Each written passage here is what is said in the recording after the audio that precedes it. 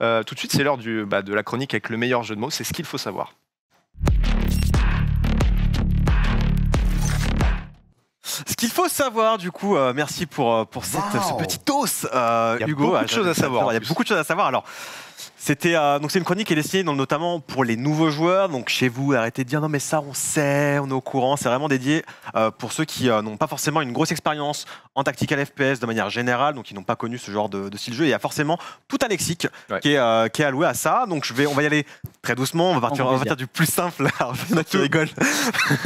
J'ai lâché sympa s'il vous plaît.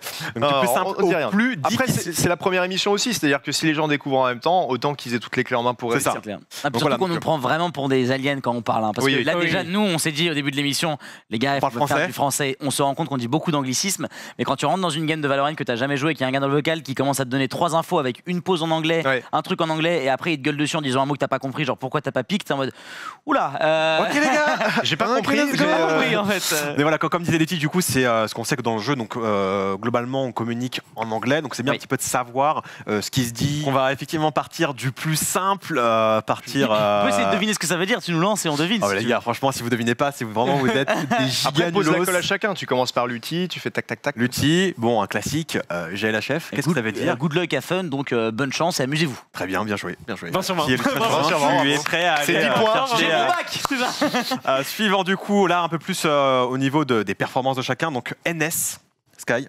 NS. Ça veut dire quoi, NS? Nice shot. Nice shot. il est bien avec l'accent. Effectivement, nice shot qui veut dire du coup. Mais c'est vrai Dans les que bars ou...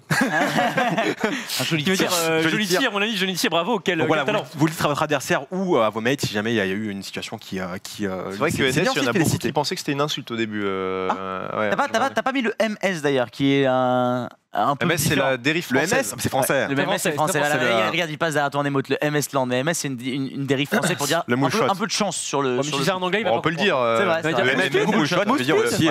Speed, I don't have mousse. Le moule shot, c'est MS, donc c'est vraiment que tu as eu de la chance de placer ce que tu as placé. Tu cours, tu tires. C'était pas intentionnel. C'était pas intentionnel, mais c'est passé du coup. Tant mieux.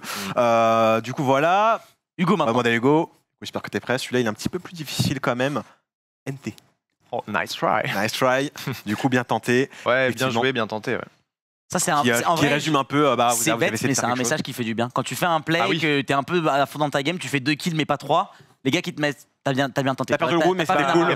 Moi, c'est gentil de le recevoir. Par contre, faites-le aussi. C'est ça. Voilà. Moi, je le dis souvent et j'aime bien le recevoir aussi. C'est genre le mec, il respecte. On t'encourage. En fait, c'est genre il respecte ton move, tu vois. Et je trouve ça stylé, ouais. C'est vraiment, t'as le tampon encouragement du conseil de classe là. C'est toujours bien d'avoir un petit peu cet aspect social quand on joue avec des gens qu'on ne connaît pas. Ça permet un petit peu d'avoir une game plus agréable finalement. C'est ce qu'on recherche. Faudrait qu'on fasse un jour une chronique sur le tilt. Je pense que ça peut être vachement intéressant de combattre un peu le. Comment tu te détiltes? Ça, c'est directement destiné à lui, parce que lui, quand il tilte. Je ne tilte jamais. On le réinvitera. Mais je pense que ça peut être vachement intéressant. Vas-y, je te laisse continuer. Question suivante, du coup. Question suivante. Là, on aborde plutôt tout ce qui est lié à la performance. Bien joué, t'as bien visé, etc. Du coup, comment on dit le mot. Ah non, pardon. D'abord, avant ça. Headshot, HS, bien sûr. Classique, le tir à la tête, le tir létal qui vous permettra de gagner votre duel. C'est vrai que si un Français se dit pourquoi le mec me dit hors sujet, c'est ça en fait. C'est plein de petits termes comme ça un petit peu clés. Deuxième terme du coup un peu tricky. Aim. Qu'est-ce que c'est l'aim? Qu'est-ce que c'est Skyheart, l'aim? T'as une bonne aim, toi, C'est Skyheart? dur. Non, pas trop. Et c'est quoi l'aim? Bon, c'est facile. Est-ce que c'est l'aim? Il n'y a pas le mot en français, regardez-le. Assistant. Non, pour moi, c'est la capacité à viser un point. C'est ça, tout simplement. C'est la visée, ouais. Capacité à viser correctement. C'est la visée, donc c'est juste la manière de viser. C'est qualifier la visée de aim. Au final. En vrai, c'est de la mémoire musculaire de ouf, je trouve. La visée. Ah, bah, en général, oui, bien sûr. Il faut juste s'entraîner pendant des heures et tu en auras pendant 2-3 semaines et après. Et vous avez d'ailleurs un super mode dans le practice, un mode contre les bots pour vous entraîner à pouvoir aim rapidement. Prochain terme, messieurs, ça ce sera pour l'outil. Mais l'outil, qu'est-ce qu'un clutch? Retournement de situation. Bon, clutch, oui, c'est ça, c'est ce qui est écrit sur le runner, donc je le lis exactement. Mais en gros, le clutch, ça va être le moment où tu étais en situation défavorable et soit grâce à tes ultimates, soit juste grâce à un bon shoot et des bonnes prises de décision, tu vas réussir à renverser la situation. Ça, clairement, concrètement. Si vous êtes en situation vraiment de péril et c'est ingagnable et finalement vous arrivez à... C'est la meilleure sensation dans la vie. C'est-à-dire qu'il y a peut-être avoir un enfant, se marier et faire avoir une maison, je pense. On continue toujours dans les termes un peu technico-techniques. Qu'est-ce que le spray control, Hugo? Eh bien, le spray control, c'est la capacité à annuler le spray de l'arme naturelle. C'est-à-dire que quand on tire, l'arme va avoir un chemin normal où les balles vont partir. Par exemple, la Vandale, ça fait une espèce de T, je vous le fais dans votre sens, ça fait comme ça. Ça va être la capacité à contrer tout ça avec sa souris en faisant l'inverse, l'opposé du mouvement que fait l'arme. Ça demande quand même du temps d'entraînement, mais il y a énormément de guides qui sont très très bons sur le net et vous pouvez vous entraîner à ça justement dans le mode d'entraînement parce qu'il y a carrément une cible qui vous met les impacts de vos balles. Et c'est vachement intéressant et c'est essentiel vraiment si vous voulez monter en niveau sur Valorant et les FPS compétitifs par contre. En 2 mots, ils ont mis du random et je trouve ça hyper positif parce que c'est vrai qu'il y a du random vont juste apprendre à faire un pattern et en fait ils vont plus tout viser, ils vont juste spray. Et je trouve ça hyper positif que moi je préfère les duels de gens qui plutôt vise que plutôt savent spray. Une fois que tu sais spray, que tu as fait 10 000 heures de spray, tu sais spray. Tu vois. Après, voilà, spray avec la Vandale, c'est quand même moins bien aussi que spray avec la Phantom. Faut quand même le rappeler, c'est beaucoup plus difficile à gérer comme spray que celui de la Phantom. FC Vandale ici.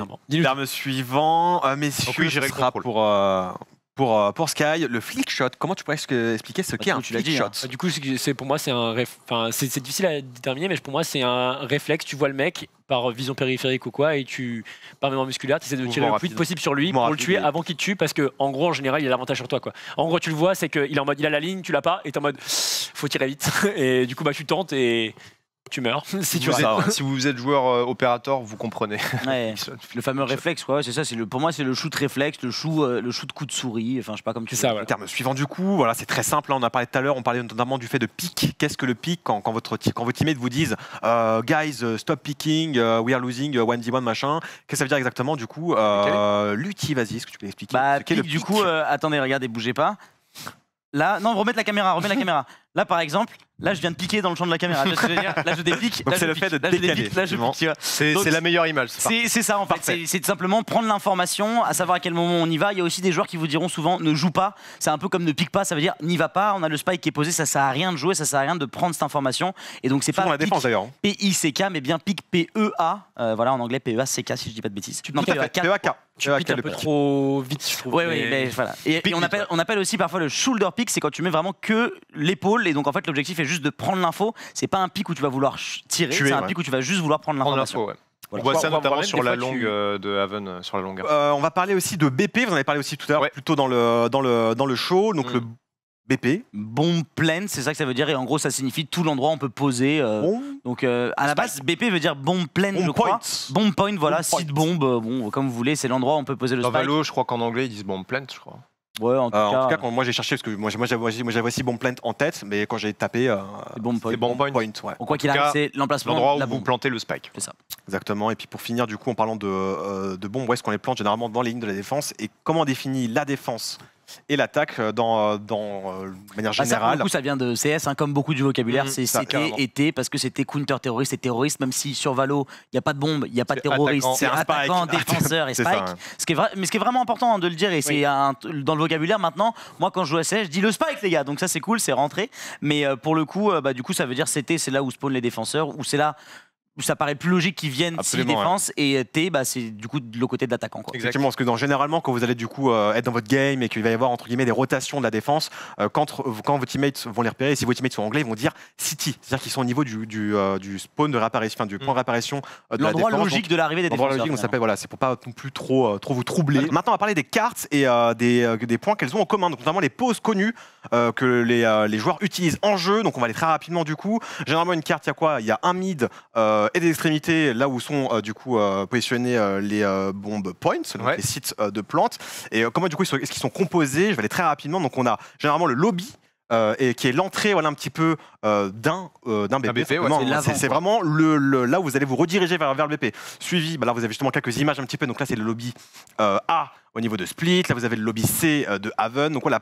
Tout ce qui est un petit peu l'introduction d'un BP, ça s'appelle le lobby. Puis ensuite, on va passer au niveau du main. Donc c'est juste après le lobby, justement. C'est quand vous êtes vraiment bien en place au niveau, quand vous allez vraiment être sur le point d'attaquer sur le BP, vous vous préparez à lancer votre assaut, vous êtes prêts, vous êtes tous regroupés, vous allez faire des choses, donc là vous êtes déjà bien dedans, donc ça c'est le main A de Split, vous en avez vraiment le lobby, logiquement si le défenseur n'avance pas, tu peux pas le voir. C'est ça, le lobby c'est vraiment côté, le lobby c'est côté attaque, et le main c'est vraiment quand tu commences à croiser les lignes de la défense. Normalement c'est ça, là vous avez le main A, Ascent, etc. Donc voilà, c'est vraiment, tout de suite vous êtes vraiment bien ancré dedans, suivi effectivement de la longue, très connue la longue, hein, c'est l'allée, la fameuse allée. Il n'y en a pas beaucoup dans Valorant, mais il y en a quand même quelques-unes, notamment sur Haven, il y en a sur Haven, notamment la Bind, ici la longue B, très connue, hein, donc c'est vraiment synonyme d'une grande allée. C'est vraiment une grande ligne, une grande allée. C'est le grand couloir du manoir. C'est exactement ça, vous avez C sur Haven.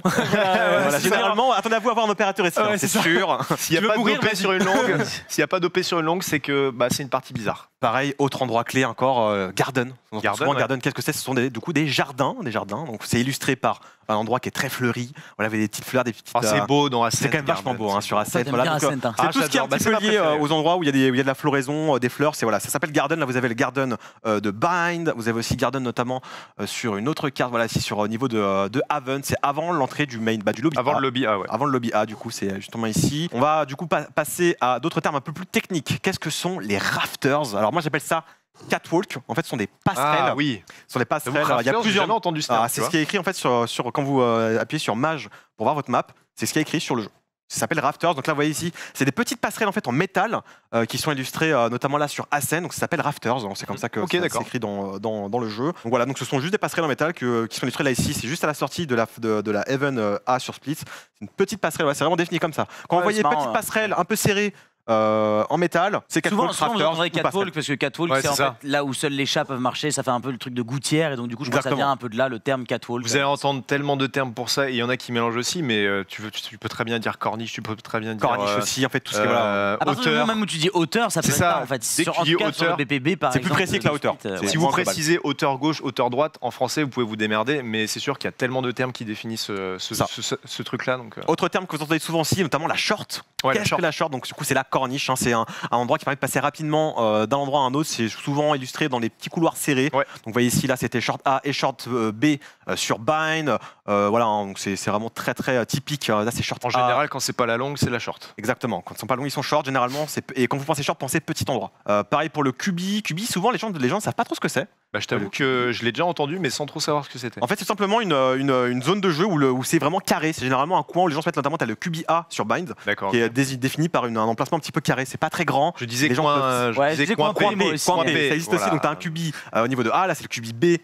Sur le bomb site B de Bind, là vous avez le QB-C sur Haven, voilà vraiment, quand vous voyez une sorte d'endroit un petit peu comme ça, restreint, reclus, en carré, c'est le QB.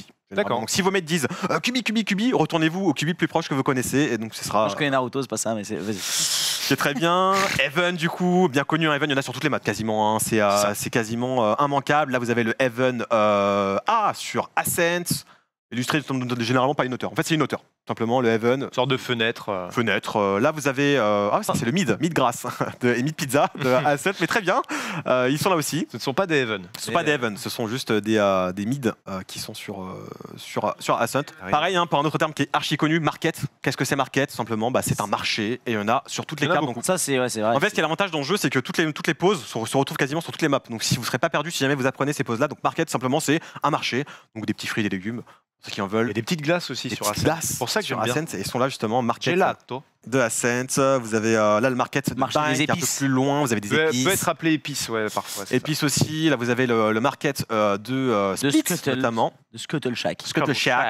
En deux mots, c'est quand même important pour les gens parce que plus tu es précis dans cette information, plus ton allié peuvent jouer. Et donc, c'est vraiment important. Et je trouve mention spéciale à Riot parce que ça, c'est vraiment ce qu'ils ont trop bien fait. Le design, sur la map, il y a déjà les noms.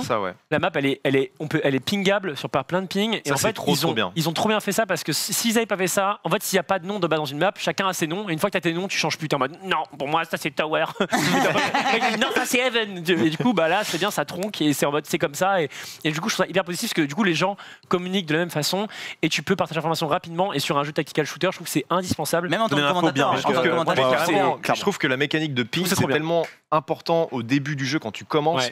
C'est ce que dire, écoute, là, mets-toi ici, machin, et juste pouvoir faire roulette droite, et là, attention, il y a un danger ici. Ça, c'est vachement bien, franchement. On a pareil du coup au niveau des windows. Donc la window, de toute façon, c'est une fenêtre.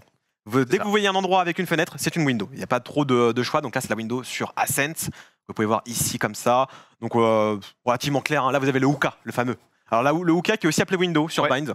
Pourquoi hookah? Parce qu'il y a des tapisseries un peu en mode chicha, etc. Je crois que le hookah, ça veut dire chicha. Ça veut dire chicha, parce qu'il y a des chichas à l'arrière en fait. Là, vous avez la window de Haven en défense. Ouais. Donc voilà, tout ce qui est un petit peu petit endroit avec une fenêtre, c'est window généralement. Donc il y a des poses des fois qui sont appelées par un petit truc, on le disait tout à l'heure avec Marché, mais il y a souvent des tags sur les murs, notamment un lapin, je crois, sur le lapin, c'est le petit, justement le petit coin un peu cubi devant le B, on l'appelle lapin parce qu'il y a un lapin devant. Donc exactement, pareil pour le wine, justement sur Ascent, où vous avez un endroit, en fait, tout au fond du main A de Ascent, il y a un endroit où il y a des vins, c'est wine. Voilà, c'est un petit coin.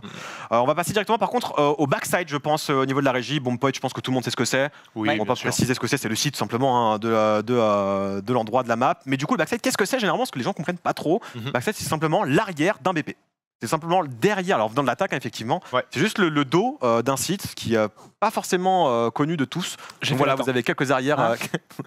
J'ai fait latin.